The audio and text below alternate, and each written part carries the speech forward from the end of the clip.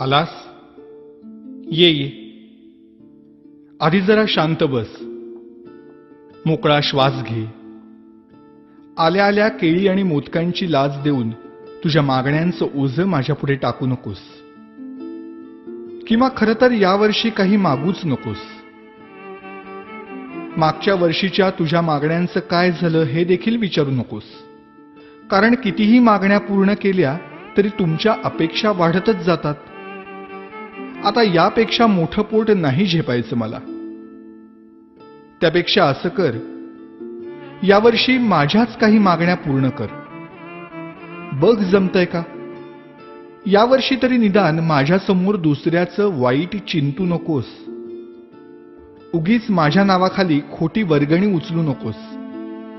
रात्रभर जागू नकोस. जागलास तरी पिऊ नकोस. प्यायलास तरी निदान झिंगू नकोस. नकोय रे मला 30 तोळ्यांची माळ. जमलंच तर स्पीकरचा व्हॉल्यूम कमी कर थोडा.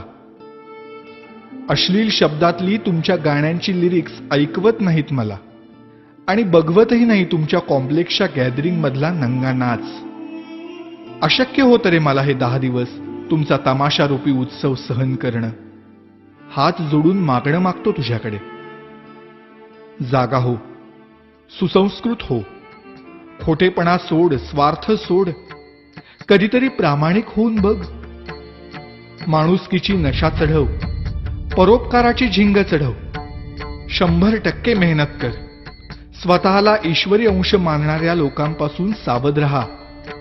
त्यांच्या आधाराने जगण्याचा प्रयत्न करून स्वतःतला आत्मविश्वास हरवून बसण्यापेक्षा तुझ्यातलं देवत्व मनापासून जप.